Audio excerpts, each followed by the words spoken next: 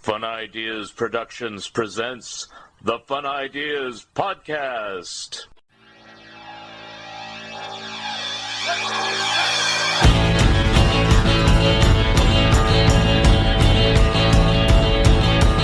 I'm having so much more fun now. I have let them show me how to live their way.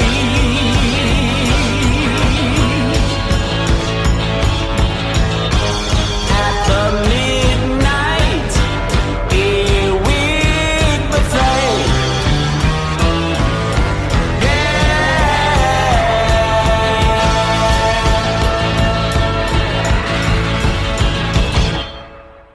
Hi, this is Mark Arnold, and welcome to Fun Ideas Podcast number 220. The Fun Ideas Podcast is brought to you in part by Freaky Magazine.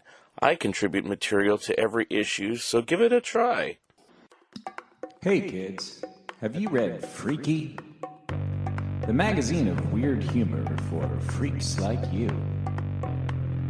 Freaky Magazine is a way-out collection of weirdo comics, kooky gags, photo funnies, social satire, and surreal collage. 52 pages of insanity in the tradition of magazines of yore like Cracked, Plop, and Zap. Special offer for Fun Ideas listeners, get a free sample copy in the mail. Made of smelly newsprint and smudgy ink the old-fashioned way. Just message your mailing address to theslowpoisoner@gmail.com. That's theslowpoisoner@gmail.com while supplies last. You remember them from your childhood. Casper the Friendly Ghost, Richie Rich, Hot Stuff, Baby Huey, Sad Sack and Little Audrey. You read them in comic books and saw them on television and in the movies. Now you can read about how they and other Harvey comic characters were created in two great books from Mark Arnold and Fun Ideas Productions, The Best of Harveyville Fun Times and The Harvey Comic Companion.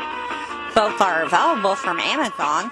The Companion is also available from Fair Manor Media. They are available in hardcover, paperback, and ebook versions. Order your copies today. Friends, have you tried Lee's Comics? Lee's Comics is better than the leading comic book store. Wait a minute. Lee's Comics is the leading comic book store. Based on arbitrary standards set by Lee Hester himself. Lee's Comics was named as one of the 21 best online dealers by popoptique.com. To shop the Lee's Comics eBay store, go to eBay and search for Lee's Comics Inc. That's LEESCOMICSINC, period. Don't forget the period. Mention the Fun Ideas Podcast when you order, and you'll receive a free bonus gift. The revised second edition of my Monkeys book with Michael A. Ventrella, called Long Title, Stars of Walt Disney Productions, and Pac-Man, the first animated TV show based upon a video game, are my latest books out now. Unconditionally Mad, and Not Just Happy Together, the Turtles book, are in production. I'm also working on my TV Cartoons That Time Forgot book, plus articles on canceled Harvey titles, and making contributions to Freaky Magazine. On today's show, we have a guest who is an expert on all things Popeye. This is the 90th anniversary of Popeye's entry into animation, so here he is, Fred Grandinetti. Hi, this is Mark Arnold with another episode of Fun Ideas Podcast, and today I have Popeye fan aficionado, Fred Grandinetti. How are you, sir? Ahoy there! Ooh, that's hurt. Don't pull a muscle there, Popeye. I envy Jack Mercer for doing that for 45 years. Oh, yeah. So the inevitable question, even though I kind of know, but, our listeners may not, how and when did you become such a fan of Popeye?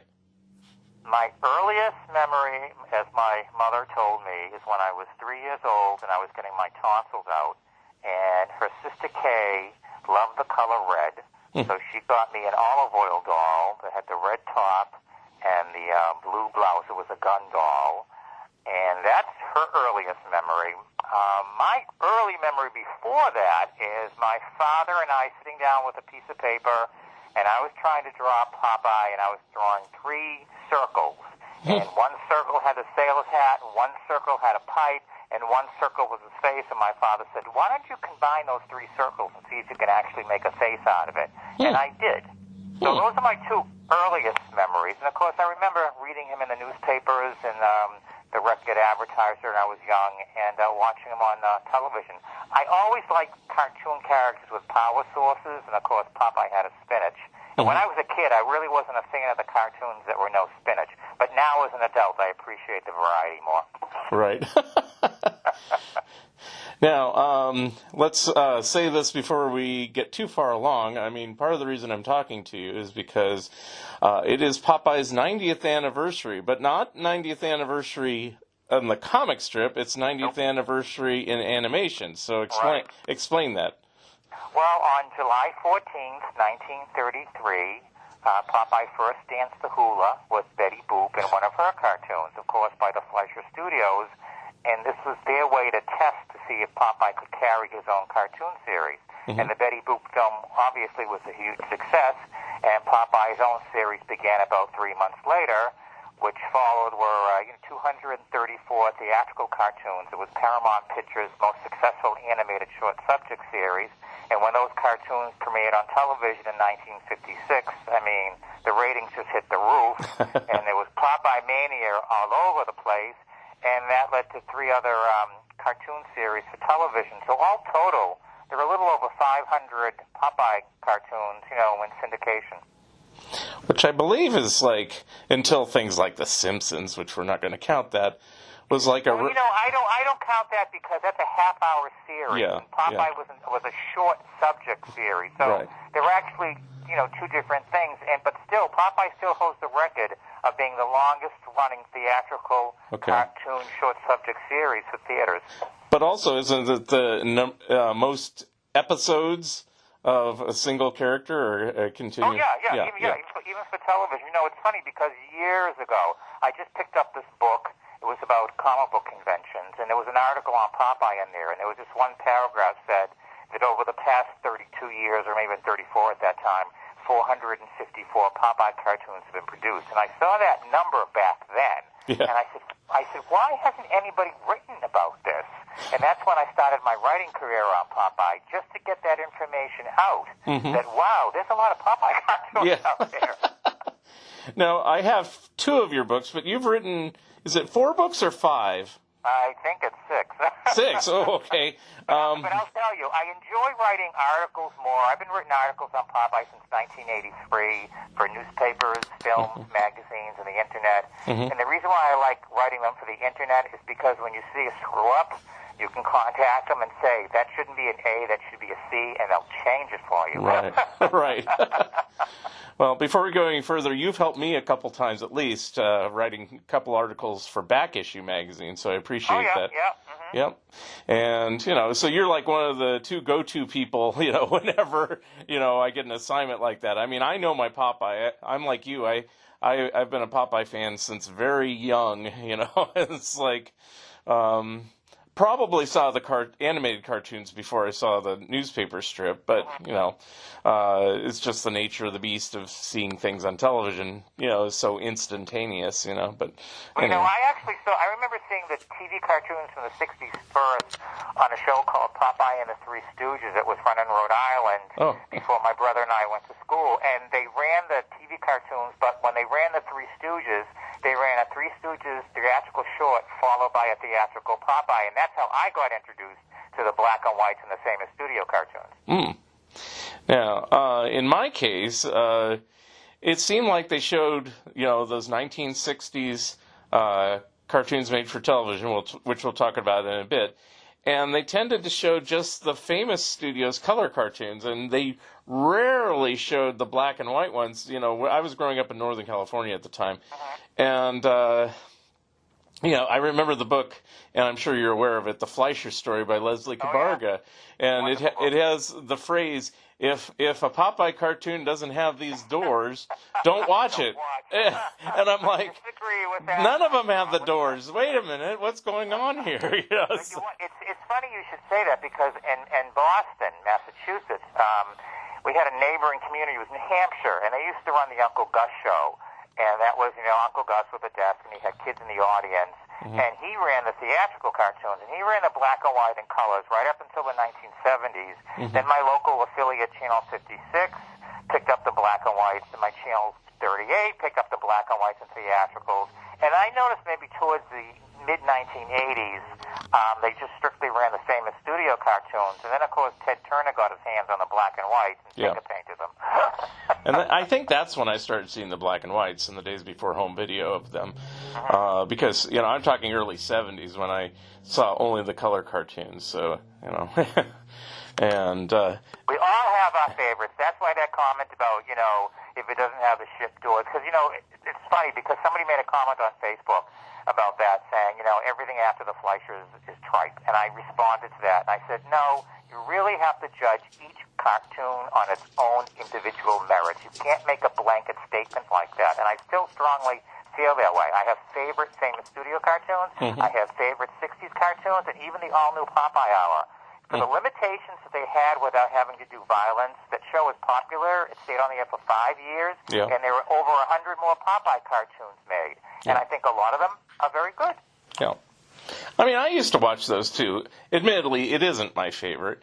And I probably am more like, I like the black and white ones, I like the Color Famous, and I like the King Features TV ones.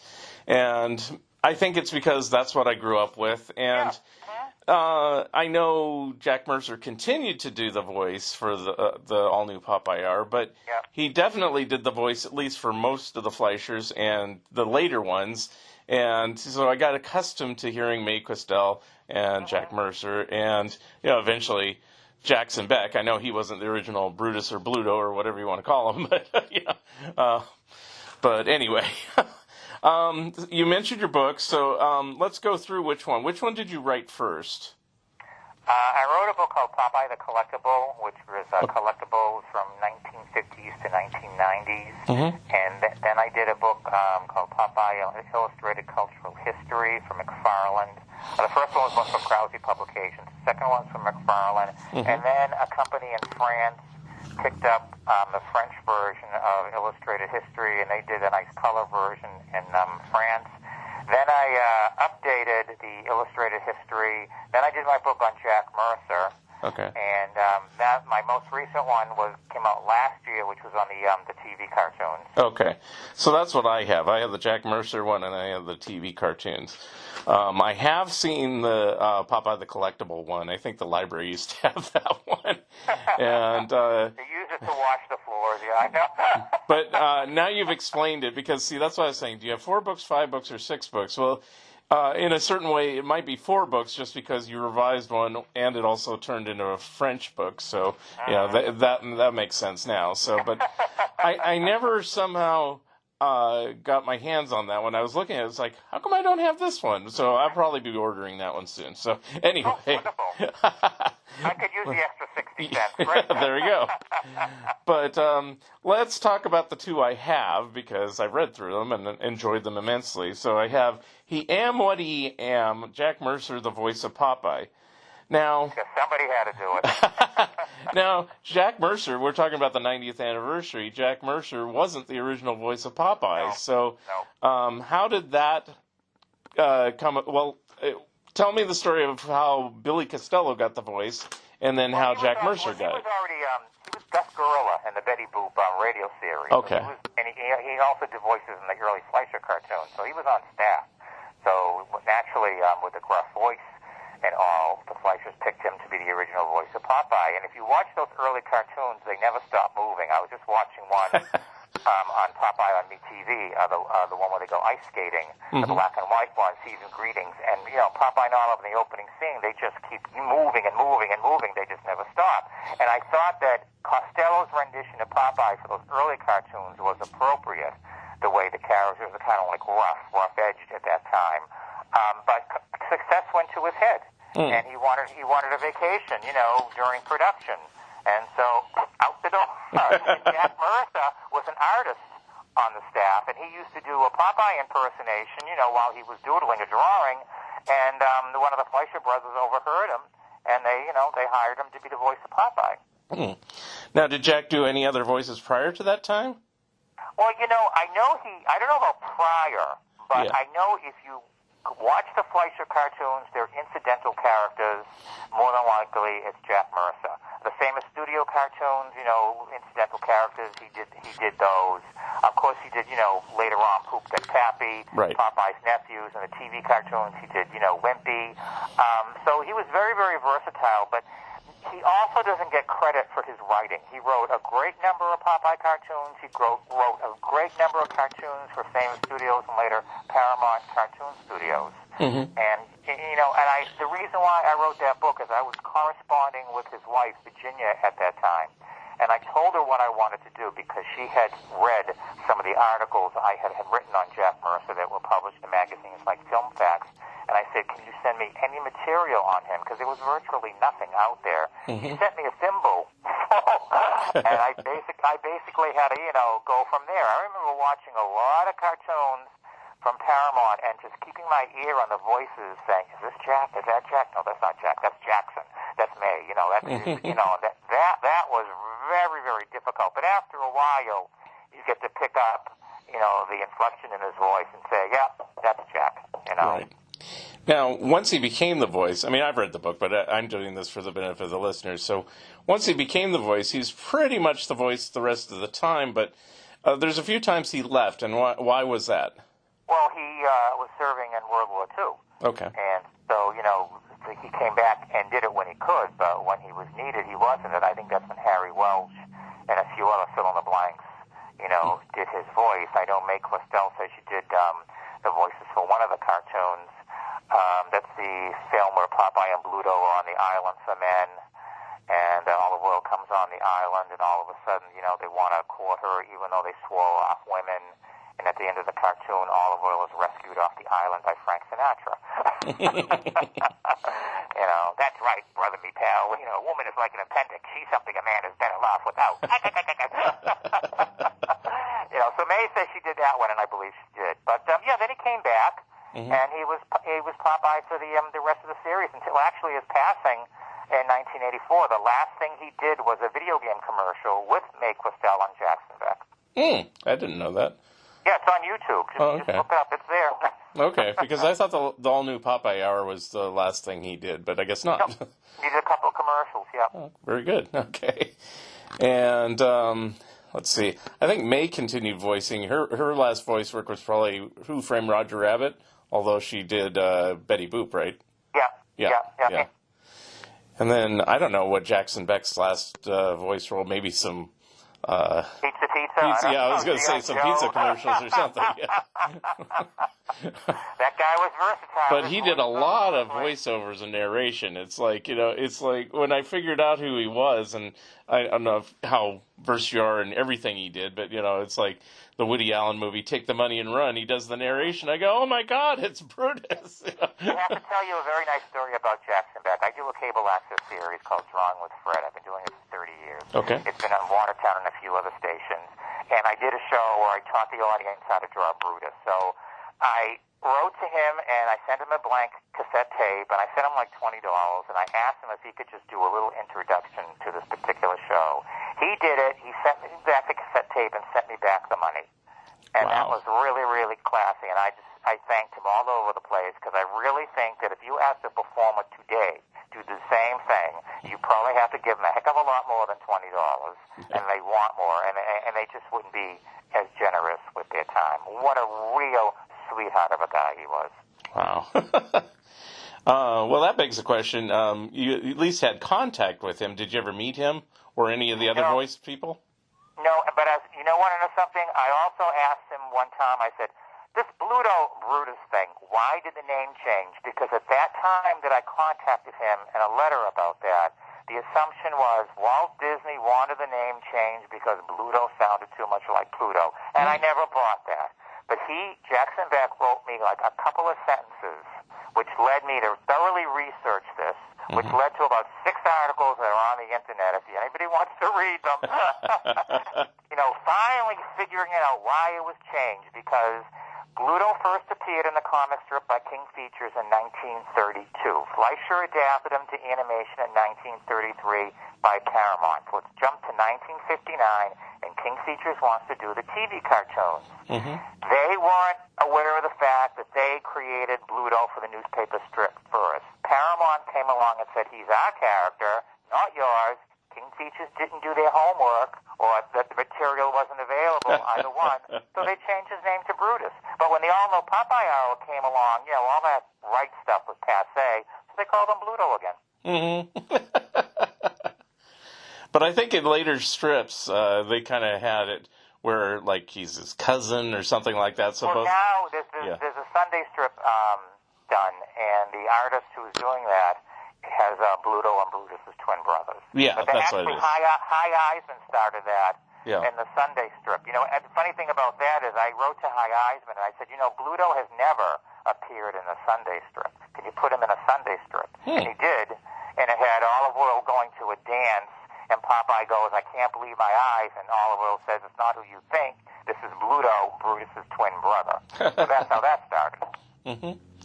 Now, Bluto in the original comics back in 32, was he... I've read many of the Seagar stories, but not all of them, and I don't have them memorized, but did he have a significant role in that story, or just it was like so He had a significant story in the 8th Sea, which is where he appeared, and there were daily strips where all it was Popeye and Bluto brutalizing each other, but he didn't woo Olive Oyl. He was a bloodthirsty pirate who wanted to break Popeye's neck. He wasn't humorous at all. But Popeye defeated him, and then Seagar just cast him off, and that was it. And that's why when it came time to do the TV cartoons, because he wasn't used prominently in the comic strip, they didn't remember that he originated in the comic strip. But one interesting thing happened. In 1957, when the strip was being drawn by Bello Zaboli and written by Ralph Stein, they brought Bluto back, and he appeared off and on until 1959 when Bud Sagendorf took over. So everyone asked me, well, how come he could appear in the strip? And in the comic books at that time that Bud Sagendorf was doing, he went nameless. And I said, the best theory I can come up with is that comic strips have to be done way in advance. So probably by the time this issue with Paramount came along, he was already being used. Paramount possibly just looked the other way and said, you've done them, publish them, but from here on out. Right. Or maybe it wasn't even an issue until they started making the TV cartoons, Yeah. It's like, it was just in the newspaper. He's in the... It's not... Who knows? It doesn't seem like people were always as litigious in the past. Although, it's interesting how, and I don't want to really delve into the whole Fleischer story, but it's interesting how the Fleischers got kicked out of their own studio and things like that in kind of underhanded ways. But that was sad. Read the Fleischer story. There you go. I have several times over. I love that book. I got that book when I was a teenager, and that helped me motivate me to become a writer because I said, if he can do it, I can do it. And that's when I found out that Popeye had the longest run of animated cartoon shorts. I said, somebody's got to put this down. So I did for several years, and I got articles published in a lot of film magazines at that time. We had film magazines, and eventually King Features started using it in their own public relations. Yeah. Now, you mentioned you host in positive and present day terms your own show. Now, what do you do on that show? Do you show Popeye cartoons on there, or? Of course. Oh, okay. Basically, what I do is I introduce the show and I say, okay, today we're going to learn how to draw a cartoon king, and the cartoon king that I will draw is going to be in the next cartoon. So I do the drawing and I show the cartoon. I have some friends of mine who are professional actors. They do original water safety and fitness tips for my show. They're like little segments in between the cartoons. Because I almost drowned when I was a kid in a pool. And if I had a life jacket on, it wouldn't have terrorized me as much. So I try to make up for that. And so I have these friends of mine interact with Popeye and Olive Oyl and, learn how to wear a life jacket. Or I'm a big fan of I Dream of Jeannie, so I'll have them blink. That life jacket will pop on them. Really creative, corny stuff. But, I've been doing it for 30 years, and it's very reminiscent to what I grew up with, with the local kid shows, minus the big budget. But I wanted to keep that type of show alive. I'm often asked when I'm interviewed about my show, why kids today are kind of like screwy. And I tell them, I grew up with Rex Trailer and Major Mudd and Bozo the Clown and Willie Whistle, and they always used to tell us, respect your teachers, honor your parents, you know where I'm getting, make sure you look both ways before you cross the street. We don't have that today. No. And I think that's one of the reasons why, kids are a little bit off the board. Yeah. Because, I had Captain Kangaroo. A lot of people did. Mr. Rogers, a little bit of Bozo. For a time... a lot of Bozo. I was on his show as a kid in 1965 with my brother, and then as an adult in 1990 and 1991. They did a show in Rehoboth, Mass. Oh, wow. And so I was on the live Bozo show. The first episode, with him, I taught the kids how to draw Popeye, obviously. And the second one, I brought my Bozo memorabilia collection on, and we were talking about that. That was a hoot.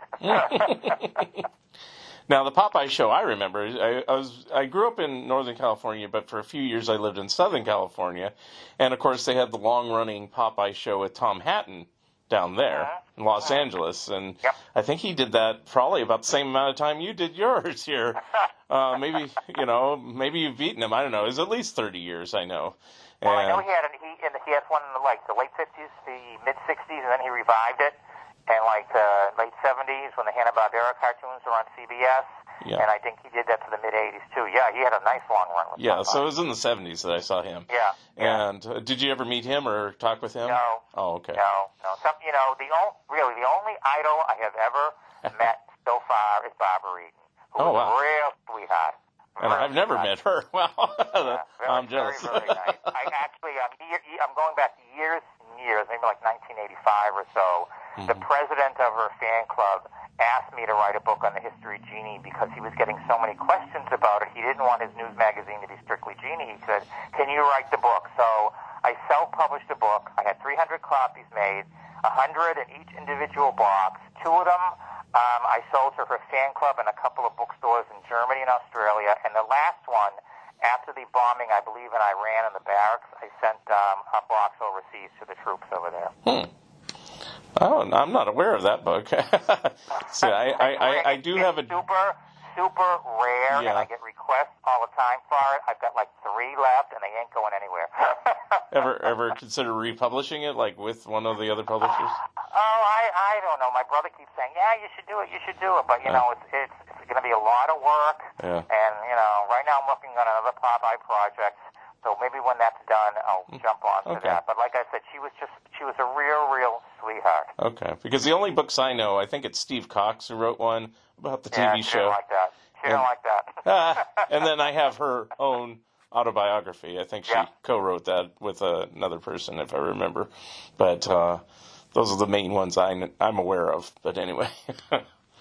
Back to Popeye. Anyway. Excuse me. Let's see. When you were doing a few more questions about the Jack Mercer book. When you were writing that book, what was probably the biggest revelation you found out about him that kind of surprised you, if anything? Well, his wife had already told me this, but I really learned about him more in depth in the book, that he was such a shy man. And, if he was out in public and somebody knew who he was and asked him to do the voice, he would. But he wouldn't just go up to a waiter and start, talking like Popeye. And because he was so shy, a lot of people, unfortunately, have taken credit for doing the voice. Mrs. Mercer was very, very on top of finding these articles and then writing to these magazines, something like People magazine that would publish an article about some old gent, and they'd picture him in a sailor's hat and a pipe and a squint, and he'd go on to say, well, yes, I was the voice of Popeye, Oliver, Wimpy, and Bluto, and all of them. I was hired in 1931, even though the cartoons didn't start until 1933. And these are the type of articles that repeatedly had been published, but nobody refuted them. Nobody fact-checked. It was like, okay. But one of the reasons why those things existed is because Jack Mercer was very quiet, very shy man, and he didn't boast, and say, hey, I was Popeye and I started, da-da-da-da-da-da. There was no way to really back-check. But she was very, very on top of that, of discrediting that type of material, so I give her a lot of credit for that. But that was one of the things that kind of took me back a little bit, that here is this guy who's doing this voice that's virtually heard 5 to 7 days a week, sometimes 2, 3 times, 4 times a day, and he was just very, very quiet about it. Is his wife still around, or is she passed? No, she passed away actually before I finished the book. She knew I was doing it, but she had passed away. I actually got a phone call from one of her neighbors who called me up to tell me, I just want to let you know she had passed last night. And I said, well, thank you for letting me know. But she was a very, very nice woman too. Mm-hmm. Now, I'm sure it has to do with money, but there are a few like Popeye record albums out there where like Alan Swift and other people do Popeye's voice. And you know how that goes. I'm sure when you're a kid, oh boy, a Popeye record, you put it on and it's somebody going, "Hi kids," yeah, who's that? No disrespect to Alan Swift, none whatsoever, but he sounded like Popeye with the bad head cold. Yes, I'll agree. And I love Alan Swift too, but do you remember Popeye was endorsing Star orange juice in the 70s, and those commercials were done by Alan Swift as Popeye. After 50 years, kids, I got a confession to make. I'm like, who the what? That's not Jack Mercer. But then Jack also did do it for commercials. He did it for the Soaky commercial. Yeah. He did it for a commercial where they were endorsing drinking milk and make Listell with olive oil in that. So it's not that he abandoned it, but I think it's what you did say. It's money, and how much are we going to spend on the animation, and how, we're going to spend the same money or more on the voice, Okay. I was just wondering if shyness might have had something to do with it, like Alan Swift or anyone else was a little more aggressive and saying, I'll do the Popeye voice, and it's like... Sure, right place at the right time, why not? Yeah. And people who produce these things, I'm sure they have their favorite memories of Popeye or their live Popeye host, so who was somebody who happened to know Alan Swift, we'll get him, or Mercer's not available, we'll just have him. Okay. Yeah, sure. Now, I don't remember because it might have been later on, but I remember there was Quaker Oats Popeye commercials. Did Jack do the voice on that one, or is that after him? Okay. No, fortunately he had passed by then. This business about can the spinach. I want my apple and cinnamon oatmeal. Oh my God. But there again, Popeye has been endorsing various food products, since the 1930s. I had no objection to him doing that other than the fact of can the spinach line. Just have him say, I'm going to eat the oatmeal and get strong. Forget about can the spinach. You didn't need that. Right. And it also got them into a lot of trouble, too, with the Quaker organization because, they saw the violence in the cartoons and said, that's not what we're all about. There were a lot of articles that came out. You look that up. You go into newspaperarchive.com and type in Popeye and Quaker oatmeal in 1990 or so. You'll pull up quite a bit of material. That's why they eventually had to just stop that because the Quaker organization was really upset. I think I remember that, yeah.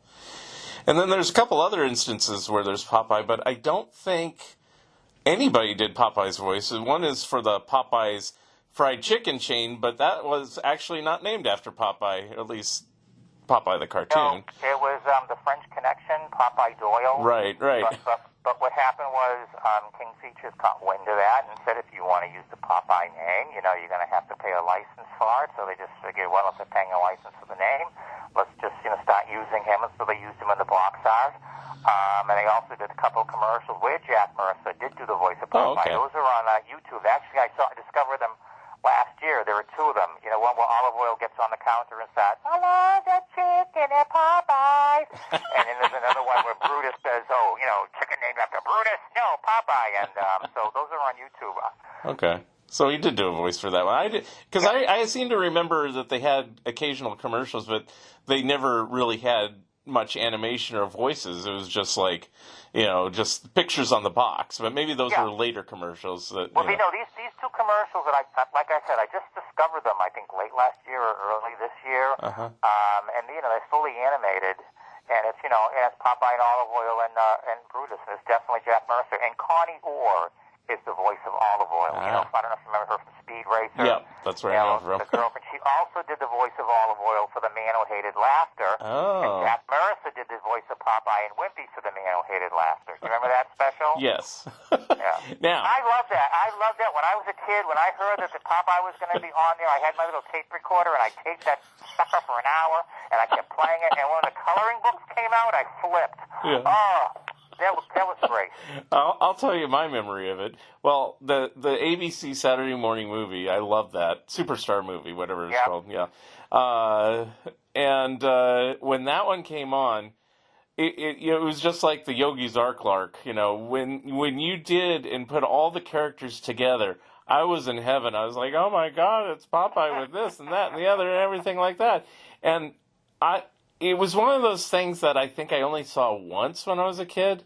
And I was like 5 years old in 1972. So I thought I might have dreamed it, like made it up, because I wasn't sure. Because every book that ever talked about Popeye, they never talked about this weird episode where he's with, Prince Valiant and Flash Gordon and Dagwood Bumstead, whatever. I don't remember all the characters, Beetle Bailey or whatever. With all the superheroes that they had on that damn submarine, Popeye's the one who saved them all. I know. But anyway, years later, I finally found a bootleg copy, and I watched it, and I go, oh, wow, that is the show. And now I still have a soft spot for it because I just remember it, but it is almost kind of dreadful, especially if you've never seen it before. But well, there's a bootleg version that's still circulating out there, but I haven't enjoyed. The animation was by Hal Seeger, who did Fearless Fly and Milton the Monster and that type of stuff. But how old was I then? 11 or 12. I just ate it up, and then when I remember I went to Framingham, and we were in this variety type of store before my mother took my brother and I to the movies. I turned around and there was the coloring book. I just, Mom, can I buy me this coloring book? I never saw those at the time. I have seen them since, but at the time. But I was pretty young. I wasn't trying for merchandise. I did, at the time it was just anything Popeye. So I remember, and I finally, after years after my mom passed, I was able to reacquire these things out of her stuff. She had masses of junk, and I had to go through it. But I had a little plastic Popeye marionette thing. It's about a foot tall, I guess. And then a Popeye thing. You probably know about all these different things. You push the button on the bottom, and it kind of jumps up around. Yes. And then I had a little Popeye bendy figure, and then we had magnets for the refrigerator, and just all sorts of weird Popeye thing. And then I had this Popeye baby toy, which I still have, which is just like, it was like just this round blue body with little arms kind of attached. It was a weird, odd shape. And then a Popeye head on the top with a pipe and everything. And you shook it around and made that jiggly noise that kids' toys make, baby toys make. I can't even, and I had that thing way back. I don't know. I was like 2 or something like that. I don't know. So, big Popeye fan. So I always say, I don't know if you know much about me, but, I've written lots about Harvey Comics and things like that. And I always say that, like, Casper is my first love. No, probably Popeye was really my very first love, but Casper is a close second, Well, what I usually collect is things that I remember having as a kid. For instance, the Jack in the Box. I remember my mom taking me to Zayre's department store in Waltham and buying it for me. Or I remember my dad, picking up a particular coloring book or comic book for me. So, my room is pretty much filled with all that stuff. I have a couple of things that people had given to me from the 30s, and I'd love to get my hands on a wind-up from the 30s, but they're so expensive. And then what do I do with it? I just stick it in the corner and I stare at it because I don't see it, touch it, or play with it. It might fall apart. Right. I actually managed to get a wind-up pretty recently.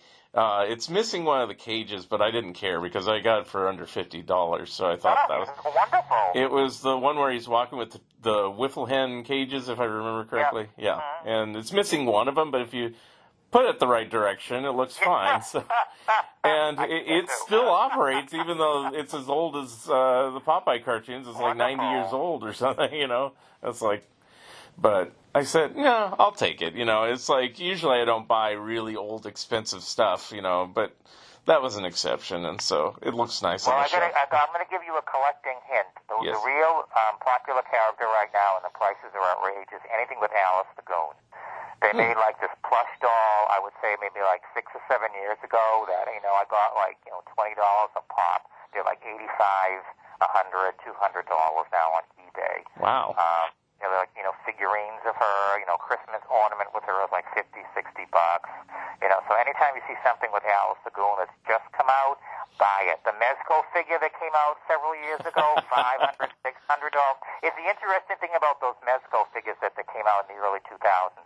They were in my KB toy for like $2.99, then 99 cents, and practically giving them away. So I bought what I could, and because I helped design the Popeye and Bluto and the white suits, the company gave me these big boxes of them, and I took what I wanted, and I donated the rest of them to a children's hospice and hospitals, and I'm kicking myself in the ass, although it was a nice thing to do, because now when I see the prices on them, I'm like, holy crap, $200-300 for these Popeye figures? I'm like, oh my God, and I had them right in the palm of my hand. Well, but there again, it was a nice thing to do. even if they weren't valuable, that's the type of stuff I collect. I mean, I like getting just Popeye stuff, but like I have a wimpy hand puppet that I got somewhere along the line, which has a plastic head and a material body, cloth body, whatever. And let's see, and then there's like drinking glasses, and there's one with Rough House. And it's like, wow, Rough House, when did they put him on anything? So, and then I think I mentioned the magnets. One of them is of castor oil, and it's like, who knows who castor oil is? It's like... Yeah, I remember they used to have those magnets in my local Stop and Shop, and I remember just, delaying my mother from leaving by putting just quarters in the stupid thing, hoping to get a Popeye, but I get a Mr. Magoo or a Dagwood or a Blondie or a Beetle Bailey, and I'm still waiting. But one night I went to a CVS in Belmont, Massachusetts, and they had all the Popeye ones are on a display board. So I just took my hand and I went, scooped them all up, and I bought them all individually, I don't know. It must have been one of those crank machines, but I ended up with a Popeye, a Brutus, an olive oil, and a castor oil, and it seems like there's one more. Oh, a Sweet Pea. That's right. And they did a Patch Eye the Pirate. They did Poop Deck Pappy, and they did an Alice Lagoon. They did Wimpy, and then they did like a couple of multiple versions of the same character. But what I thought is they had Popeye in his white sailor suit, how he looked in his white sailor suit, but they colored it different colors. Right. But one of them was olive oil that they gave blonde hair to. But what's interesting about some of those Popeyes and the Brutus and the Wimpies is they took the designs off the model sheets that they used to make those King Features cartoons in the 60s. Because I have some of those model sheets, and you look at the poses, they just pulled those character designs, and they just gave them different colors. Yep. Easy to do. Actually, I enjoy collecting stuff with Popeye in his white sailor suit. It's really difficult to find. Not that they didn't do a lot, but it's just really difficult to find.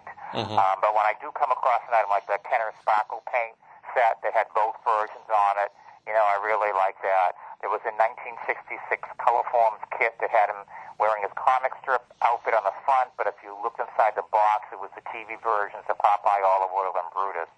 So I really enjoy collecting that stuff, because it brings back memories of me watching those cartoons when I was a kid. Right. Now, what is the story on that suit? I mean, as far as I can... let me say what I think it is, and then you can correct me if I'm wrong. Okay, so he was always in the, I guess, is it navy blue or black suit, the original? Which is obviously black and white, but... Black shirt, red collar, yep. And then during World War II, he joined the Navy, and so that's when he went to the white suit, right? Yep. And then they put him back in one cartoon, the one with his nephews, who he's trying to get him to eat spinach in regular uniform. And then they put him back in the white suit every time it was Navy-oriented cartoon. But then when Famous Studios took over, they just kept him in the whites. And, of course, when they went to color, they tried a blue sailor suit a couple of times, but it was mainly the white. And the story, I don't know how true this is, but the story that has been told is that it's easier to animate a white mask than it is a multicolored mask, which I can kind of see. Especially in those TV cartoons in the 60s, how fast they had to crank those suckers out. I can kind of see just get the white and go with the brush. Oh yeah, it's less paint. You only have two colors. You have the skin tone and the white hat or the white suit. But then for the Hanna-Barbera cartoons, the all new Popeye Hour, and there again, I know people knock it, but they tried to be as faithful as they could to the Fleischer designs, except for Popeye's hat, which was ordered by King Features to have him continue to wear the sailor's hat. And even some of the stories, they tried to do like little Fleischerist endings, little twist endings to them. So, and Olive Oil looked like her homely self again. So did Wimpy, so did Bluto, so did happy, so they just steered away from the 60s designs and tried to go back to the 30s as much as they could. So was that was King Features wanting that, or Hanna-Barbera? No, I think Hanna-Barbera wanted that. They wanted that, and by that time, even though the '60s cartoons were still being rerun on TV, King Features just went along with that. You have to remember, when The Man Who Hated Laughter, he was wearing his original comic strip costume. Right. So if he was doing that in 1972, I don't think they had a problem with that in 1978.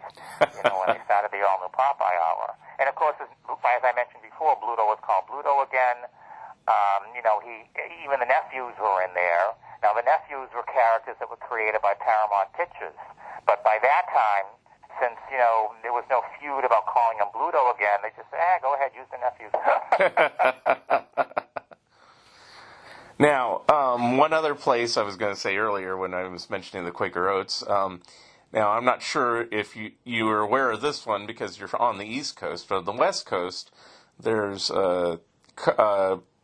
amusement park similar to like Coney Island called Santa Cruz Beach Boardwalk, and for a number of years they used Popeye, Olive Oyl, and Bluto walking around on the boardwalk, and they used them in commercials. But I don't remember if they were voiced there either. Well, I corresponded with one of the people there at Santa Cruz for quite a while. I sent her some safety cartoon booklets that I made up, and she used to use them in her little medical area. When the kids used to go in there for boo-boo, she used to hand them to them. So, yeah, I have a photograph of Popeye and Brutus and Oliver there. I obviously don't remember seeing any commercial. I probably wouldn't in my area. Right. But, yeah, and he was also, for a brief time, the MGM Grand Hotel used Popeye and Betty Boop and the Wizard of Oz characters as their mascots. And my mom and I went down there one year, and it was a park, and it was just devoted to them.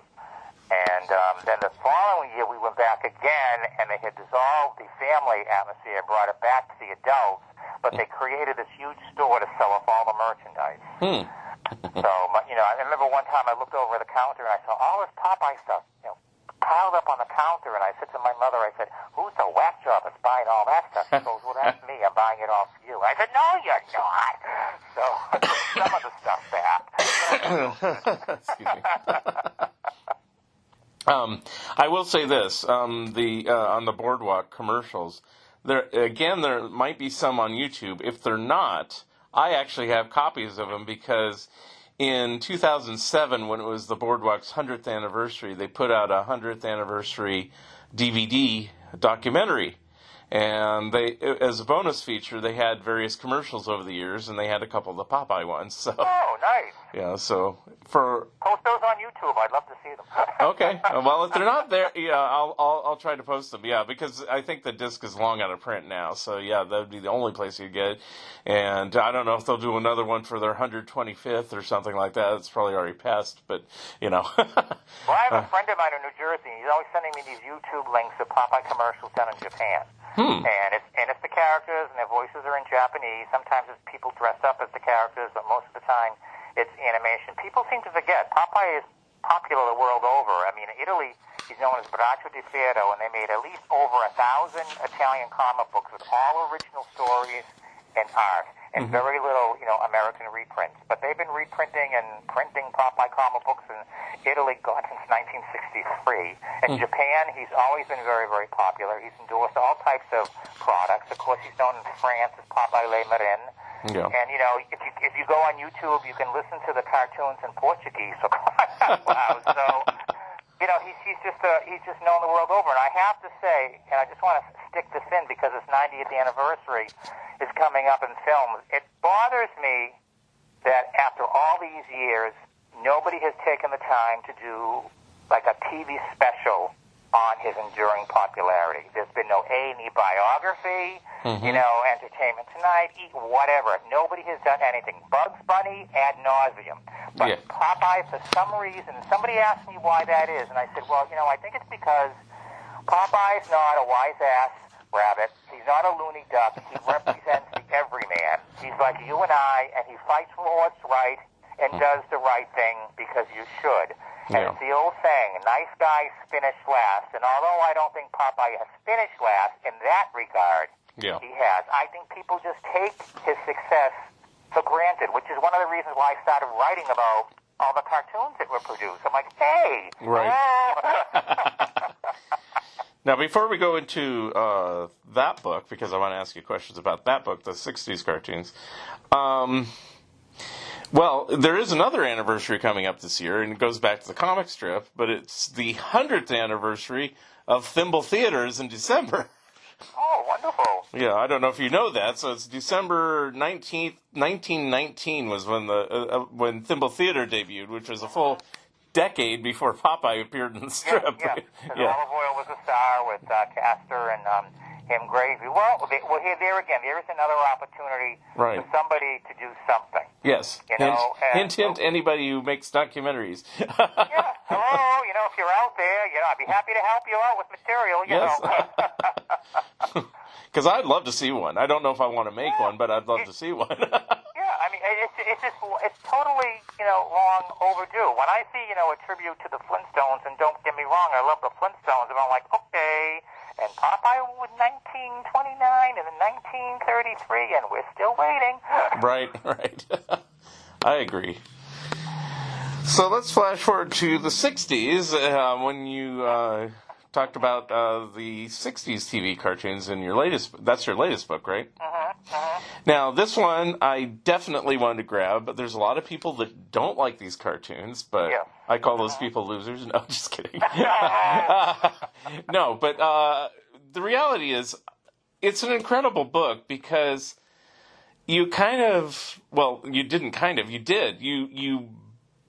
broke it down by studio of every different studio that worked on each one. How were you able to do that? Well, they're on YouTube, thank God. All of them are on YouTube, because King Features has like a Popeye YouTube page, and they put all their TV stuff up there. But there again, the reason why that came about, when I was 5 years old, I watched, I'm going to give you an example, a cartoon called Popeye and the Giant, where Brutus gives Wet Babies Grow pills and he turns into this giant. Probably the worst animated cartoon I ever saw. But as a 5-year-old watching it, there was nothing wrong with it. When I turned 14 and I saw it, I'm like, oh my God, this is bad. And then I would see another one that was bad and another one that was bad. But then in between those, I would see some that were very good. And I'm like, what's going on here? And then finally it dawned on me, whoever was the animation director on Jack Kinney's material, that decided the quality of that particular cartoon that came out of his studio. And from what I was told, they only had a week to put together a cartoon. Wow. And Jerry Beck, yes, the wise man of animation. Good friend of mine. He said to me, a lot of the people who worked on those Jack Kinney cartoons were former Disney animators, and they were. But when they were working for Disney, they would lay down the work, and then they'd have checkers who would polish it up. But with these King Features cartoons, there was no time to polish them up. So what you see is what you got. But there again, there's a lot of junk. I'm going to admit that. A lot of time my local station ran a particular Popeye TV cartoon. I would just take that time to go to the bathroom. But there's a lot of good stuff, too. The ones that were done by Paramount Cartoon Studios, which had the most experience, obviously, working with Popeye because they did the theatricals. I really can't find anything wrong with them. Winston Chapel's music score was still there as it was in the theatricals. Very familiar to me. Yeah. The Larry Harmon ones, they're Larry Harmon, okay? the typical TV cartoons. Yeah. The ones by Gene Dyke, some of those are very simply animated, so I'm kind of like, but some of them are very well animated. There again, I always say this about those, whenever I write about them, you can't just judge them all as a whole and say they're all crap. You have to watch each one individually and decide for yourself. And that's the main reason why I wrote that book and broke it down by studio, was just, and if you read the episode guide, I'm very, very meticulous about, and in this scene, Popeye's pipe disappears for 5 minutes and then comes back towards the end of the cartoon. Olive oil gains an eye at the bottom of her chin while she's talking, things like that, which is the truth. Because, it's funny, because when people have been reviewing that book, they're like, thank God, now we don't have to watch these cartoons anymore because of Fred's book. So I take that as a compliment, I guess. That's like, every review that I've read so far, it's like, oh, thank God he's done this. Now we don't have to sit and watch him anymore. Or it's either that, read the episode first, and then watch. actually, I don't know. It's fun to watch it and then read your review. And if you say it's a really good cartoon, and then I look and I go, wow, this one was kind of a stinker, I go, okay, I guess we beg to differ. But, also I have to say in the Paramount cartoons, they took the time to adapt Seeger's daily and Sunday strips and turn them into 5-minute cartoons. Yeah. Which other than Goonland, I would say for the Fleischer cartoons, they really didn't do, and obviously not in the famous studio cartoons. This was really the first time they would take a Seeger daily strip and turn it into a 5-minute cartoon, and a lot of times quite effectively. Well, isn't this, and I think you say it in the book, isn't this series the first time they used Sea Hag and used Roughhouse and a couple Easel, that's and they used the Jeep much more. I mean, he was only in 2.5 Fleischer cartoons. He made a cameo in one. So they used more characters in the comic strip, but they could do that because it was produced by Al Brodax, who gave us Yellow Submarine, for King Features Syndicate. So they could use the King Features characters. They whereas Paramount Pictures had to license the rights to use the other characters, King Features says, go ahead, use that character. Exactly. From our own studio. And the other thing I wanted to say in this book is that despite how you may feel about the quality of these cartoons as a whole, they were tremendously popular. They made a lot of money for King Features, a lot of money for the independent stations. They ran them. And you want to know something? That's the bottom line. Money. Yes. They were just so successful. They got high ratings. They were on my independent television station right up until maybe 1993, 1994. And that wasn't any fault to Popeye's popularity, is that by that time, a lot of people didn't have independent stations anymore. It was the CW or the WB or Fox, and they got rid of all these afternoon cartoon shows. Everything went to a network, and then I think that's about the time Cartoon Network started, so a lot of things went over there. And fortunately, Turner had the Popeye package, and so he was able to continue to run them. Now, also on these 60s cartoons, I know you say it in the book, but I can't remember. Even though they did these incredibly fast, how long did it take to do all the cartoons in the series? Well, supposedly the pilots were done in either late 59 or early 60. By mid-1960, I think they had like little over 100 already in the can, and they started to air them. But they were in production until early 1962. Okay. Maybe like the first couple of months in 1962. The last cartoon that they made was a Gene Deitch cartoon called Tooth B, or Not Tooth B, when the Sea Hag wants to steal Poop Pappy's teeth. Teeth! I want teeth! Now, but there again, despite what people may think, as adults, when I was 5 years old, I ate them up. I didn't care that, Popeye's nose disappeared for 2 seconds and I came back. It's like, it's Popeye. Who cares? Right.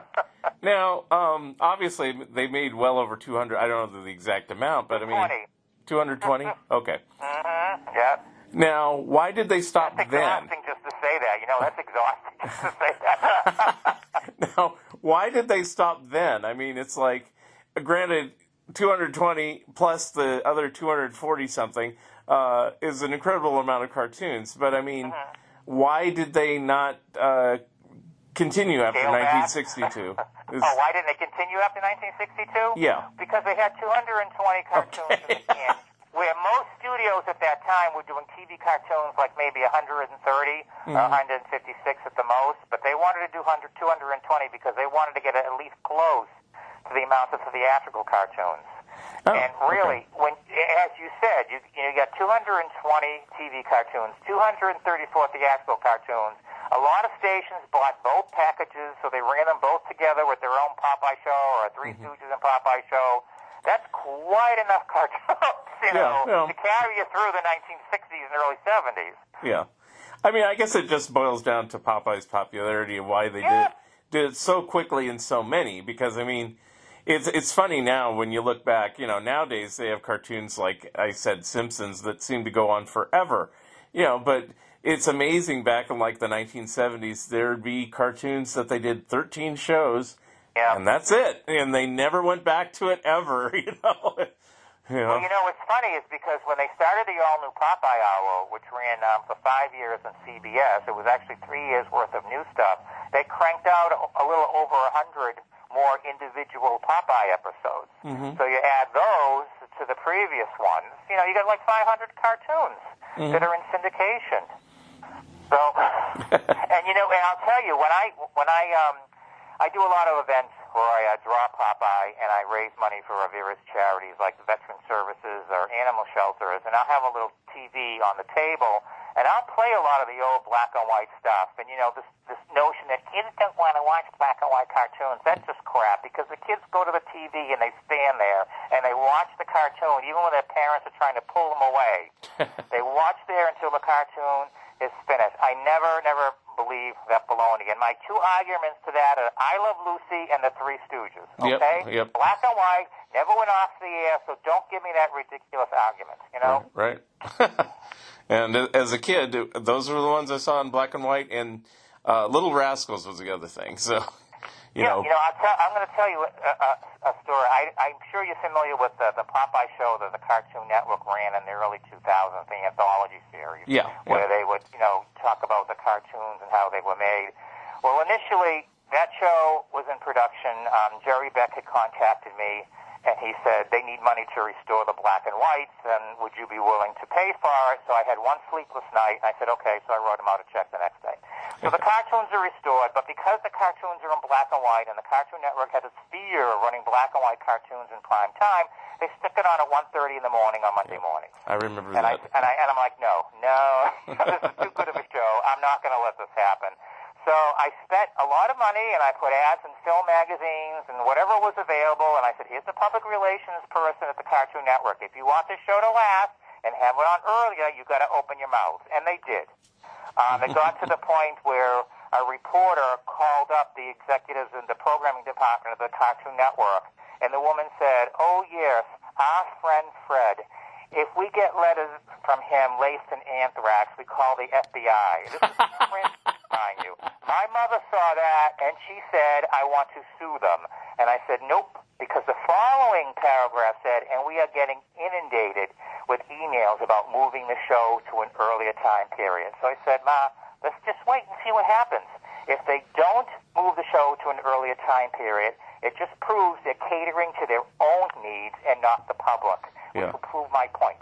But they moved the show to 9:30, and then they moved it to 7:30. So instead of getting 13 weeks, we got 3 years. Mm-hmm. And they restored about 135 cartoons. Cool. And I'm very, very proud of that show because it's a real classy half hour. I wish somebody would pick it up somewhere along the line or put it out on DVD. Yeah. But, but my mother and I were watching that show one night, and this is the early 2000s, and we're watching a 1933 black and white cartoon, and I looked at her, I said, this is like 2002, and can you believe it? At, 9:30 at night, we're watching a black and white Popeye cartoon from 1933?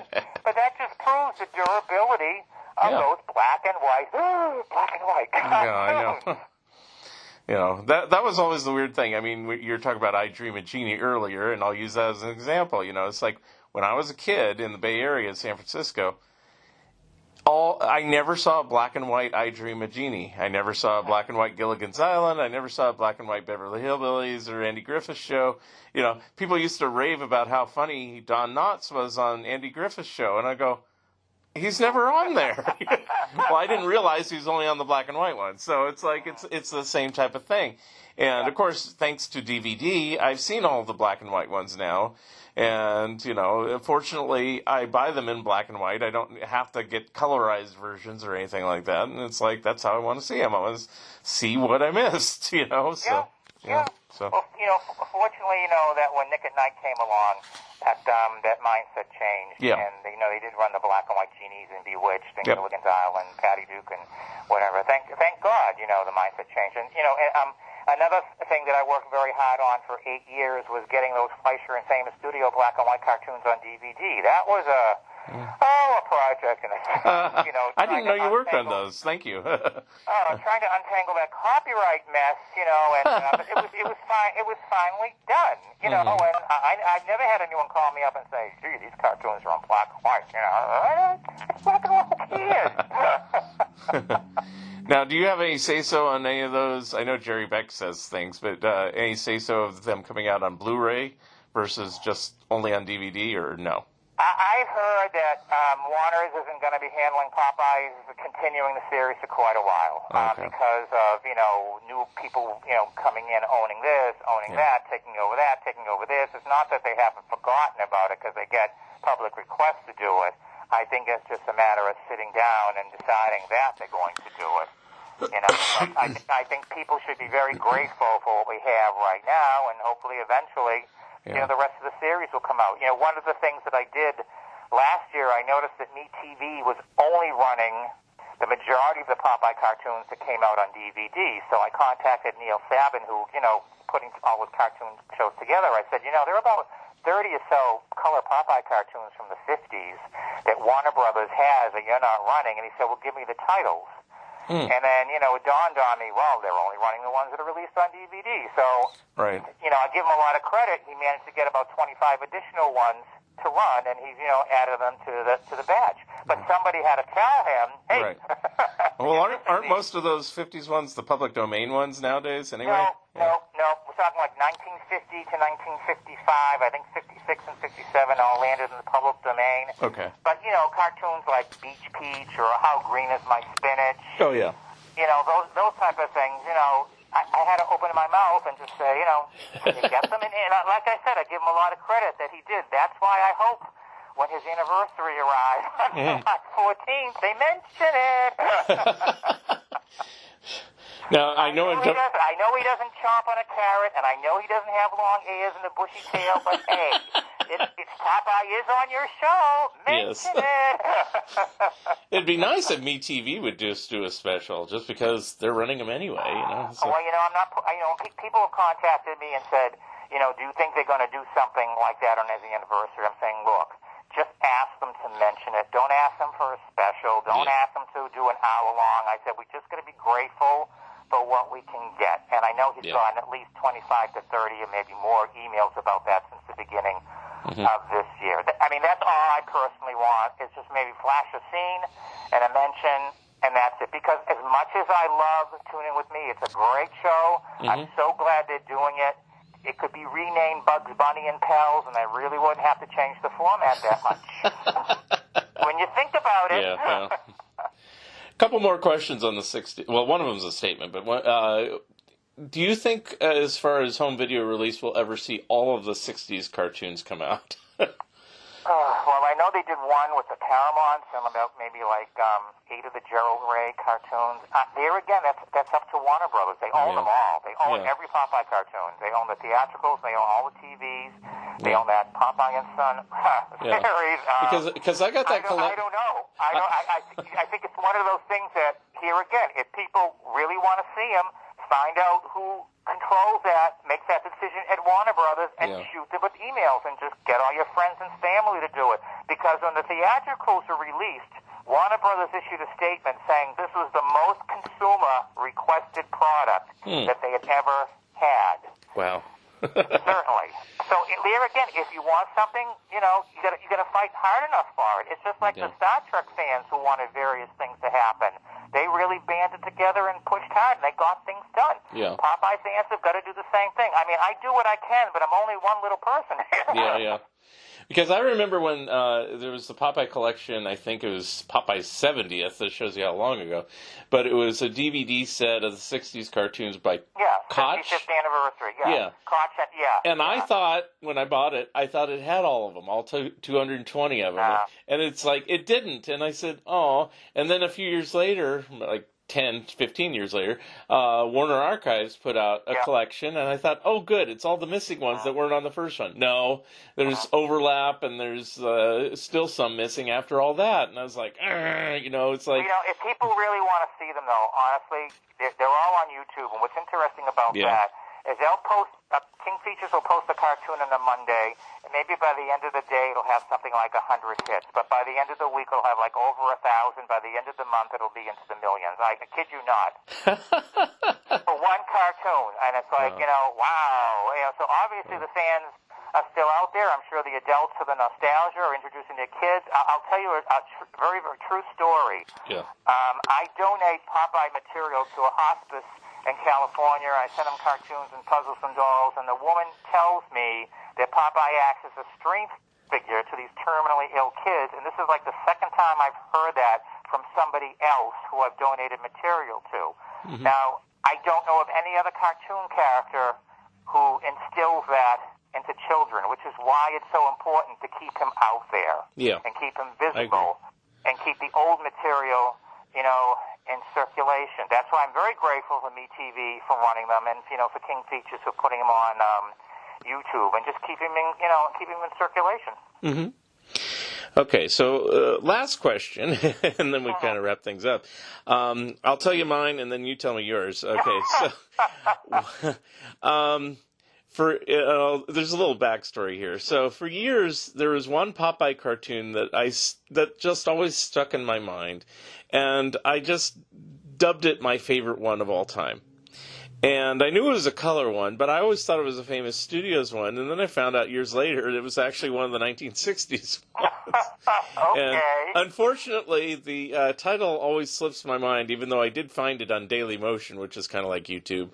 And I go, that's it! That's the one! And it's like when I saw it again, I go, oh my God, this is actually crazier than I remembered it. But I know the synopsis, so you could probably tell me the title. Okay, it's one where Olive Oil's going into the kitchen to cook something, and she goes, now, boys, I want you to keep laughing and no fighting. Oh, it only hurts when they laugh. Yeah, yes, there we go. That was based on a Cigar Sunday page, only they substituted Brutus they had Brutus in there in substitution for this nameless thug in Cigar's Sunday strip. So that is based on a Cigar Sunday page. So, I finally found this thing because I mentioned the Koch collection. Yeah. I mentioned the Warner Archives collection. It's not on either of them. And it's of course, on the Warner's one. It is on the Warner's one. Oh, it is? Okay, but maybe the Warner's collection... They have all the Paramount cartoons on there. It's on there. Okay. But maybe it was before that collection came out. Maybe that's what probably. It was. But it wasn't on the Koch collection. I know that. Anyway, so, so I'm looking for it. And I finally found it on Daily Motion. I watched this thing, and it's like... they're chasing each other with axes and all sorts of weird things. And I say, how did this thing get on television? And it's my favorite? Wow. You know what I like about it, and I think it's very unique, is the ending is usually Brutus does not take part in the Popeye song at the end. Right. You're not a riff-raff if you fight and you laugh with Popeye the Sailor Man. But it might be cheesily animated or whatever, but it That's just struck me. One of the better animated ones. Hey, it just struck me as a very funny and memorable cartoon. It just stuck in my mind. So I said, this has got to be my favorite. So, so that's my favorite. And yes, it's in the 1960s cartoons. It is a Paramount one, though. So what is your favorite, if you have one, of Popeye? It's really difficult to nail it down, but if I have to say it's a Fleischer cartoon, the Twister Picture, because I love it when Popeye and Blue are about to fight, and a spinach can drops out of his uniform and goes, oh boy, he dropped the spinach, what a break for me.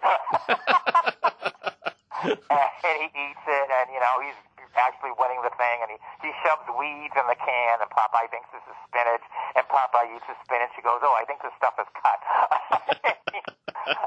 I just thought whenever they would deviate that spinach gimmick, I thought it was great. Like I remember in A Clean Shaven Man, Bluto's dragging Popeye out of it, and Popeye goes, oh, wait till I get me spinach, and Bluto goes, hey, none of that stuff, and throws the can away. Of course, Popeye gets it back, but whenever something like that happened, I thought it was wonderful. There's another, now I have to tell you, there's that, and I have to say my second favorite is a Paramount cartoon from 1961 called County Fair. It's when Brutus and Popeye are competing farmers. And Brutus and Popeye, they're doing various tricks to each other to get the prize. Mm-hmm. The last contest is a spinach eating contest, and as Wimpy says, the test to prove its strength.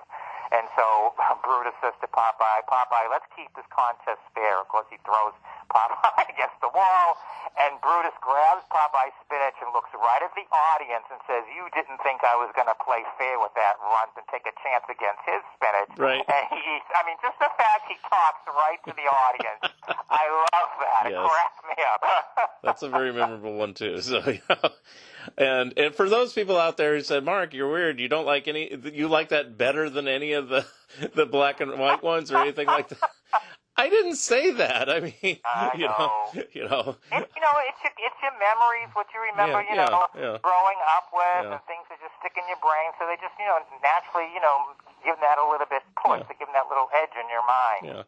I mean, But I personally think, I don't mean to interrupt you, but I just want to get this out. I personally have favorites in each individual series. Yeah. Probably except Popeye and Son, which is a whole other story.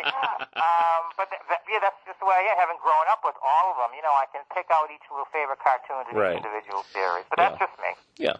I mean, if I have to say my favorite on the Fleischer series, it's probably the color two-reeler, Sinbad the Sailor, and it's, because there's memorable things in that I remember as a kid. Open Says Me and stuff like that. And just, and and the songs, it's really great, so there you go.